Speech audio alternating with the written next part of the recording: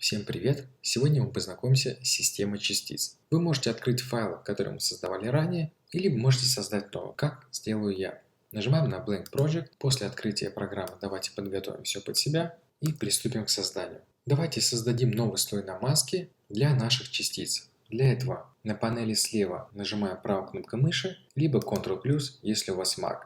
И здесь двигаемся вниз, где выбираем Particle System, то есть система частиц. Создались частицы, и мы можем видеть их на сцене. Если вы заметили, то созданные частицы сейчас не привязаны к фейстрекеру, то есть они не двигаются за лицом. Я специально их создал так, а не как мы создавали ранее, то есть сначала фейстрекер, а далее уже другие слои, чтобы показать вам, что делать, если вдруг вы создали слой, который не привязан к фейстрекеру. Для этого давайте создадим теперь фейстрекер, нажимаем Ctrl мышь, наводим на Add и создаем фейстрекер. Далее выбираем Particle System и перетаскиваем на наш фейстрекер. Теперь же наши частицы двигаются за лицо. Все просто. Теперь давайте перейдем к правой панели и начнем. Здесь есть такие свойства, как Position, Scale и Rotation. Если вам не хочется возиться со значениями в правой панели, то вы можете все эти значения менять на самой сцене. Я менять эти значения не буду. Если вы хотите, то можете поменять. Если нет, то двигаемся дальше. Сначала давайте создадим частицы, а после вернемся к остальным свойствам и изучим их, чтобы уже было наглядно. Переходим к материалу и нажимаем на плюс. На панели нажимаем на только что созданный нами материал, который появился в Assets, и возвращаемся на панель справа. Давайте тип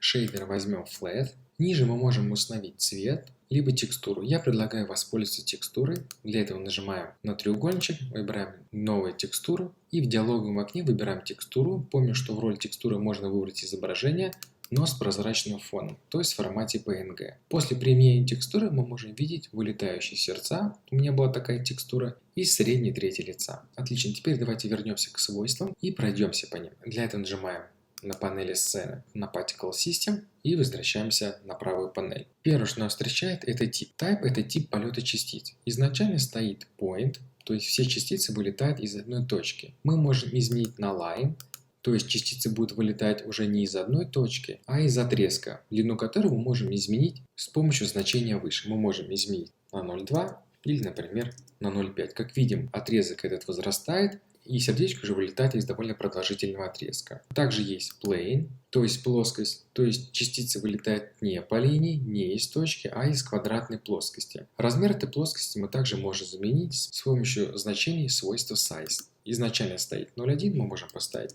0,3, например, на 0,2. Отлично, с plane мы разобрались. И последний тип – это ring. Давайте нажмем на него.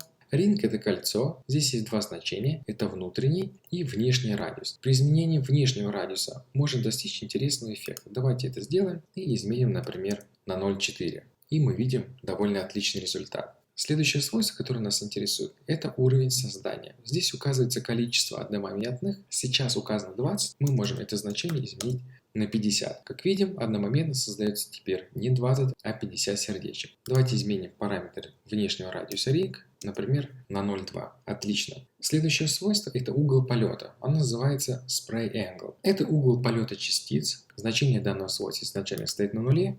Мы можем поменять его, например, на 45. Данный угол можно менять по трем осям. Это x, y и z. Давайте вернем это значение обратно на 0. Следующее свойство – это speed, то есть это скорость полета. Можно поставить 0,1. И, как видим, наши частицы теперь летят намного медленнее. Отлично, двигаемся дальше. Здесь есть одно скрытое свойство. Оно называется warm-up. И отвечает оно за скорость появления частиц до появления маски. То есть сначала появляются частицы, и на их фоне уже будет появляться маска. Если вам нужно данное свойство, то нажимаем на квадратик справа и активируем его. Здесь есть одно значение, которым мы можем поменять продолжительность. То есть за сколько секунд до появления маски появится частица. Отлично, двигаемся дальше. Ниже есть свойство Scale. Scale отвечает за размер частиц. Давайте его изменим. Стоит 0,01. Мы можем изменить на 0,2. И как видим, размер наших частиц сильно возрастает. Давайте изменим его на 0,05. И как мы видим, тоже размер частицы меняется. Давайте вернем значение обратно. Ниже находится свойство, которое называется Lifespan, так называемый жизненный цикл частицы. То есть время их жизни от появления до исчезновения. Если мы поставим значение очень низко, то частица будет появляться и сразу исчезать. Давайте покажу, как это работает. 0,4 меняем на 0,1. И как видим, наша частица, как только появляется, сразу угасает. Если мы поставим значение, например, на 0,9, так как видим, их продолжительность сильно растет. Следующее интересное свойство, которое мы можем рассмотреть, это спин. Спин – это кручение. Изначально стоит значение 0, и частица у нас, как видим, не крутится. Если мы изменим значение, например, на 360, то частицы во время полета начнут поворачиваться. Если мы немного увеличим их lifespan и scale, то получается довольно неплохой эффект. Следующее свойство это тильт. Это изначально угол наклона частиц. Не угол полета, а именно угол наклона самой частицы. Давайте изменим его, например, на 45. И видим на сцене, что теперь они не стоят ровно, а стоят под наклоном. Особенно это видно, если убрать спин.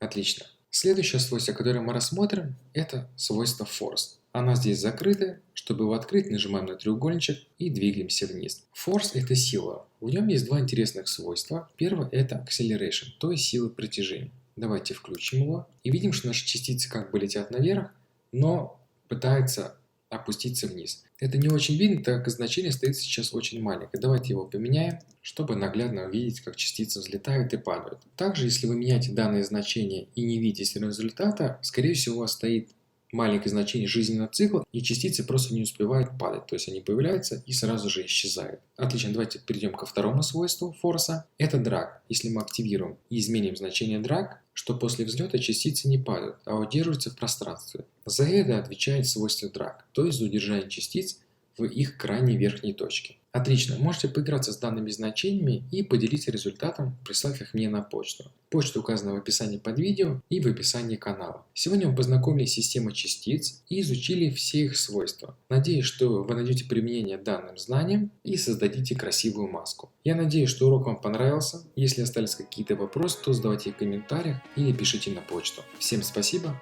увидимся в новых уроках.